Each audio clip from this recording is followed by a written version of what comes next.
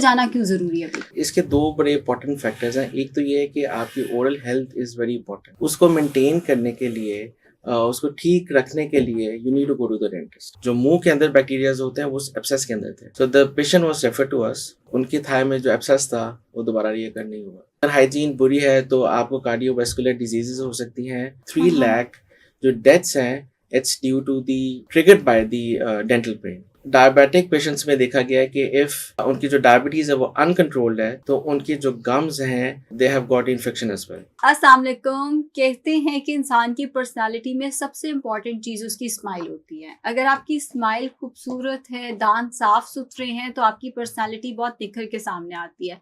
On the other hand अगर आपके दांत पीले हैं या साफ नहीं हैं या टेढ़े मेढ़े हैं तो पर्सनालिटी उतनी स्ट्रॉन्ग सामने नहीं आती। तो आज मेरे साथ पॉडकास्ट पे मौजूद हैं हमारे बहुत प्यारे डॉक्टर नवीद, जो कि डेंटिस्ट हैं बाय प्रोफेशन, जो हमें बताएंगे कि एक प्यारी स्माइल क्यों ज़रूरी है और कैसे हम मेंटेन कर सकते हैं। ये जो हम देखते हैं विद टाइम लोगों की स्माइल बदल जाती है। जैसे हमने प्रियंका चोपड़ा को देखा, उनकी स्माइल अब बहुत डिफरेंट है, उनके दांत अब बहुत डिफरेंट है। इसी तरह बहुत सारे एक्टर्स एक्ट्रेसेस हैं जिनकी स्माइल विद टाइम बदल जाती है, जिनके दांत विद टाइम बदल जाते हैं। तो ये कैसे हो सकता है और क्या ये अफोर्डेबल ट्रीटमेंट्स हैं या ये इतने महंगे हैं कि आम बंदे को सोचना और देखना भी नहीं चाहिए इनके बारे में? अस्सलाम वालेकुम डॉक्टर नवीद। वालेकुम सलाम जी। कैसे आप? अल्हम्दुलिल्लाह, अल्लाह का शुक्र है। थैंक यू सो मच हमें टाइम देने के बुलाने लिए। का शुक्रिया। शुक्रिया। मुझे ये बताइए डॉक्टर नवीद कि सबसे पहले तो सबसे इम्पोर्टेंट सवाल, जी। डेंटिस्ट पे जाना क्यों ज़रूरी है अभी? हाँ जी, ये it's a very important question कि डेंटिस्ट पे जाना क्यों ज़रूरी है। तो इसके दो बड़े इंपॉर्टेंट फैक्टर्स हैं। एक तो ये है कि आपकी oral health is very important. उसको मेंटेन करने के लिए उसको ठीक रखने के लिए you need to go to the dentist. Second reason जो उससे भी इम्पोर्टेंट है वो ये है कि आपकी जो जनरल हेल्थ है it depends on a lot on your oral health as well. मैं आपको एक इंसिडेंट सुनाता हूँ। हमारे पास एक पेशेंट रेफर हुई थी और उनके थाई में एक पिंपल था एंड शी वो जो पिंपल है she got an abscess on on that pimple. So वो अपने एक मेडिकल डॉक्टर के पास गई, उन्होंने एंटीबायोटिक्स दी और वो ठीक हो गया। After some time, it reoccurred, और this time she had severe pain on that abscess. उन्होंने अगेन उनको एंटीबायोटिक दी और वो ठीक हो।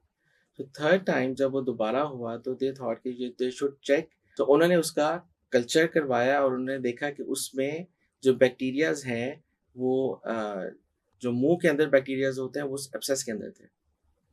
सो the patient was refer to us and जब हमने उनकी क्लिनिकल एग्जामिनेशन की तो वी फाउंड कि उनकी 3 रूट कैनाल्स होने वाली हैं और हमने उनकी रूट कैनाल्स की क्योंकि उन दांतों में उनके उसमें भी एब्सेस था।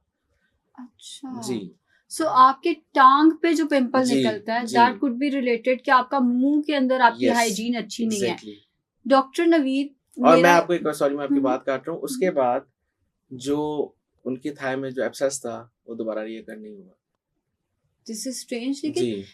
मुझे ये लगता है कि पाकिस्तान का एक आम बंदा शायद इतना अफोर्ड ही नहीं करता कि वो इतने अच्छे डॉक्टर के पास जाए कि वो कल्चर भी कराया जाए। अगर दाना है तो हम आम बंदे जो हैं उसके ऊपर कोई क्रीम खुद ही लगा लेंगे। एग्जैक्टली, सेल्फ मेडिकेशन जो है वो बहुत ज़्यादा कॉमन है। जिस तरह इस केस में वो डॉक्टर के पास गई, उन्होंने उनको एंटीबायोटिक्स दी, लेकिन जब थर्ड टाइम हुआ उनको तो ऑब्वियसली वो फिर टेस्ट ज़्यादा करवाने पड़े उनको। बिल्कुल ठीक है। और क्या क्या मसले मसाइल हो सकते हैं अगर आपकी जी। हाइजीन पूरी है? अगर हाइजीन बुरी है तो आपको कार्डियोवास्कुलर डिजीजेस हो सकती हैं। यूएसए में 6 लाख डेथ्स होती हैं पर एनम ड्यू टू कार्डियोवास्कुलर डिजीजेस और उनमें जो हाफ डेथ्स हैं वो ट्रिगर होती है न्यू टू डेंटल पेन। यानी 3 लाख डेथ्स यूएस में। कितना अलार्मिंग है कि 3 लाख जो डेथ्स हैं it's due to the triggered by the dental pain. अच्छा। जी। ठीक। और मैंने सुना था ओरल कैंसर्स भी हो सकते हैं अगर आप ओरल मुंह कैंसर्स, जी बिल्कुल जी, ओरल कैंसर्स भी हो सकते हैं। बल्कि इससे भी पहले अगर आप हम आपको पता है डायबिटीज कितनी कॉमन है। एग्जैक्टली। सो डायबिटिक पेशेंट्स में देखा गया है कि इफ उनकी जो डायबिटीज है वो अनकंट्रोल्ड है तो उनकी जो गम्स हैं they have got infection as well. अच्छा। So if you control the infection of the gums तो आपकी जो डायबिटीज है वो ऑटोमेटिकली उसकी जो वैल्यूज हैं दे गेट नॉर्मल। जबरदस्त। यस। अच्छा, ये तो मेरे लिए भी वाकई न्यू इन्फॉर्मेशन एग्जैक्टली। है।